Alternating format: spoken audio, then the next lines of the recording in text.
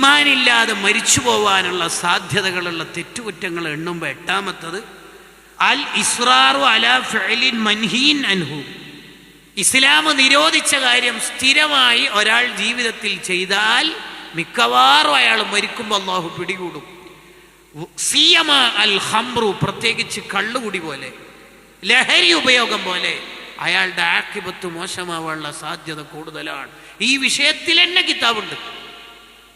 അതിൽ പറയുന്നതാണ് വല്ലാഹി ലാ യുഅ്മിൻ, ബുഖാരിന്റെ ഹദീസ്, വല്ലാഹി ലാ യുഅ്മിൻ, ഒരാൾ മുഅ്മിനല്ല, ഒരാൾ മുഅ്മിനല്ല എന്നിങ്ങനെ നബി സല്ലല്ലാഹു അലൈഹി വസല്ലം തങ്ങൾ തറപ്പിച്ചുറപ്പിച്ച് പറയുമ്പോൾ സഹാബത്ത് ചോദിച്ചു, ആരെക്കുറിച്ചാണ് തങ്ങൾ ഇങ്ങനെ മുഅ്മിനല്ല മുഅ്മിനല്ല എന്ന് പറയണത്? ആരെക്കുറിച്ചാണ് തങ്ങൾ പറയണത്?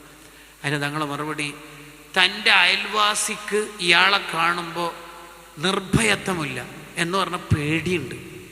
ഇയാൾ വരുമ്പോൾ ഇയാൾ എന്തെങ്കിലും നമ്മളെ ശല്യപ്പെടുത്തുമെന്ന് പേടി അയൽവാസിക്ക് ഉണ്ടെങ്കിൽ അയാൾ മുഅ്മിനല്ല.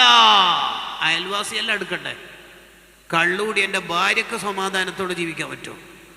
MDM ഉപയോഗിക്കുന്ന ചെറുക്കൻ്റെ അനിയത്തിക്ക് ജീവിക്കാൻ പറ്റുമോ? വാപ്പക്ക് പറ്റുമോ? കൂട്ടുകാർക്ക് പറ്റുമോ? പുതിയ കാല വർത്തമാനങ്ങൾ എന്താ കേൾക്കണത്? ഒരു മനുഷ്യൻ്റെയും മൃഗത്തിൻ്റെയും ഇടയിലുള്ള പ്രധാന വ്യത്യാസം തന്നെ ബുദ്ധിയാണ്.